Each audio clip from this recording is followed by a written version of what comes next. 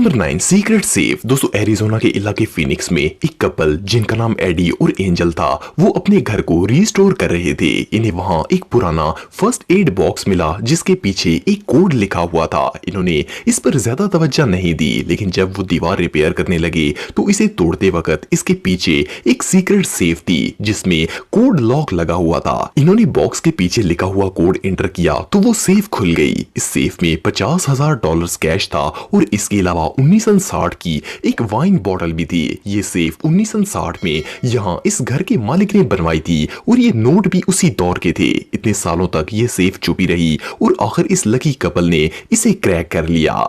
Number 8 queens. दोस्तों एक दफा बेली कैसल नॉर्दर्न आइलैंड में एक फार्मर की वेडिंग रिंग गुम हो गई। ये फार्मर वो रिंग ढूंढने के लिए एक दोस्त के साथ मेटल डिटेक्टर लेकर फसलों में चला गया। अनफॉर्चुनेटली इन दोनों को वो रिंग नहीं मिली, लेकिन पॉल और माइकल गैलन को मिट्टी में रिंग ढूंढते हुए 84 पुराने सिक्के मिले। ये ओल्ड क्वींस 16वीं सदी के थे। इनमें से एक सिक्का हेनरी द 8 एरा का गोल्ड क्वीन था जो कि बहुत ही वैल्यूएबल था। ये क्वीन कलेक्शन एक रियल ट्रेजर था और इन सिक्कों की वैल्यू 1 लाख पाउंड से भी ज्यादा है। ये नॉर्दर्न आइलैंड की हिस्ट्री का सबसे वैल्यूएबल क्वीन ट्रेजर था। पॉल और माइकल ने इन सिक्कों को बेचने के बाद पैसे आपस में बांट लिए। ये सच में बहुत लकी थे।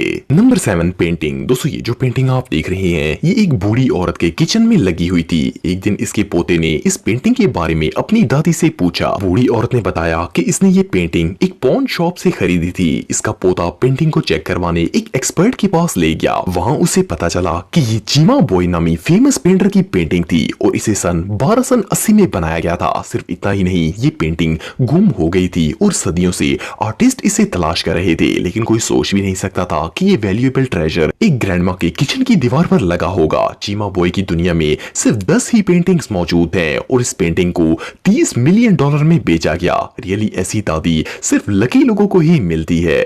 Number 6 ship. दोस्तों 1985 में एक ट्रेजर हंटर जिनका नाम मिल फिशर था, वो एक दिन डाइविंग करने के लिए समुद्र में गए। इनका खजाना ढूंढने का कोई इरादा नहीं था, लेकिन इन्होंने डाइविंग के दौरान पानी में एक शिप रैक देखा। ये असल में एक स्पेनिश शिप गैलियन अटोका था जो कि सन 1620 में स्पेन से कोलंबिया खजाना लेकर जा रहा था, पर ये रास्ते में डूब गया था और किसी को इसकी लोकेशन पता नहीं थी। Luckily by chance Mel Fisher ने इसे ढूंढ लिया। इस शिप में 40 टन सोना चांदी, 1,14,000 सिक्के, बहुत से आर्टिफैक्ट्स और अनकट डायमंड्स भी मौजूद थे। इस शिप से रिकवर होने वाले ट्रेजर की वैल्यू $450 मिलियन से ज्यादा थी। ये अटोका ट्रेजर इंसानी तारीख के सबसे वैल्यूएबल खजानों में से एक था। नंबर 5। दोस्तों ये जो पुरानी स्वेटर आप देख रहे हैं शायद इसे कोई फ्री में भी नहीं लेना चाहेगा, पर एक शख्स ने इसे एक थ्रिफ्ट स्टोर से सिर्फ 58 सेंट में खरीदा था। जब ये इस स्वेटर को लेकर घर आया तो इसने देखा कि स्वेटर पर लोम्बार्डी नाम लिखा हुआ था। लोम्बार्डी 1950 के दौर के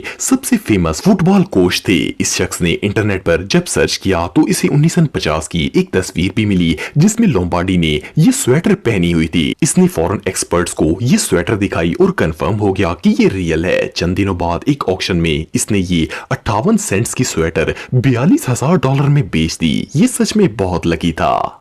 नंबर 4 श्रोडा ट्रेजर। दोस्तों 1985 में पोलैंड के अंदर कंस्ट्रक्शन वर्कर्स रेनोवेशन का काम कर रहे थे कि इन्हें वहां एक तिजोरी मिली। इस तिजोरी में गोल्ड, सिल्वर कॉइन्स, ज्वेलरी और अनगिनत वैल्यूएबल स्टोन्स मिले। इसमें टोटल 3000 आइटम्स थे। जब इस ट्रेजर की तहकीक की गई तो पता चला कि ये खजाना 14वीं सदी का है और ये किंग चार्ल्स IV का था। किंग ने ये ट्रेजर एक खजांची जिसका नाम मूशो था इसे छुपाने के लिए दिया था, लेकिन इसकी मौत हो गई थी और सिर्फ वही इसकी लोकेशन जानता था, इसीलिए इसे सदियों कोई तलाश नहीं कर पाया। लेकिन लकीली इन वर्कर्स ने इसे निकाल लिया। इस खजाने की एस्टिमेटेड वैल्यू $100 मिलियन से भी ज्यादा है।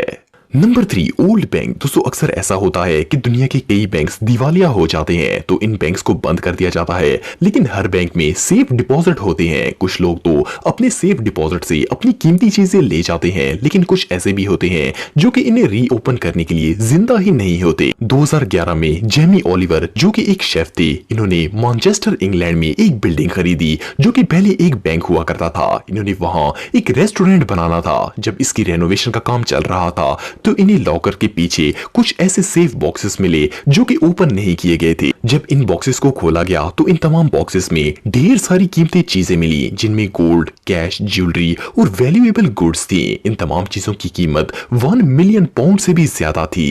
Number 2 novel. दोस्तों मार्क ट्वेन एक अमेरिकन राइटर थे और ये इतने फेमस थे कि इन्हें द ग्रेट अमेरिकन नॉवेलिस्ट कहा जाता है। 19वीं सदी में इन्होंने 600 पेजों पर मुश्तमिल एक नॉवल लिखा था और इसे एक लाइब्रेरियन को भेजा ताकि वो इसे संभाल कर रखे और बाद में इस नॉवल को पब्लिश किया जा सके। अनफॉर्चुनेटली मार्क की डेथ हो गई थी और वो नॉवल लाइब्रेरी में ही पड़ा रहा। 1991 में उसी लाइब्रेरी में एक काम करने वाले शख्स ने सफाई के दौरान इसकी खोज की। जब इसकी तहकीक की गई तो सब हैरान रह गए। इस लाइब्रेरियन को 1.5 मिलियन डॉलर की ऑफर दी गई, लेकिन इसने ये किसी शख्स को बेचने से इनकार कर दिया, बल्कि इसने ये नॉवल बुफेलो लाइब्रेरी को काफी सस्ते में बेच दिया ताकि इसे हर कोई पढ़ सके। फिर भी एक नॉवल के एतबार से इसकी वैल्यू बहुत ही ज्यादा थी। Number 1 antique bed. दोस्तों 2015 में चेस्टर इंग्लैंड में मौजूद रेड लैंड हाउस को बिल्डर्स रिपेयर कर रहे थे तो इन्होंने वहां एक पुराना लकड़ी का बेड देखा। पहले तो ये इसे फेंकने वाले थे, लेकिन फिर इन्होंने इसे एक चीप ऑक्शन में भेज दिया। इस ऑक्शन में एक कलेक्टर इयॉन कॉल्सन ने इसे खरीद लिया और इसके लिए 2000 पाउंड पे किए। इयॉन ने जब ये बेड एक्सपर्ट्स को चेक करवाया तो पता चला कि ये किंग हेनरी द 7th का था, जिन्होंने सन 1457 से 1503 तक इंग्लैंड पर हुकूमत की थी। ये बेड बहुत ही वैल्यूएबल था और इसकी एस्टिमेटेड वैल्यू 20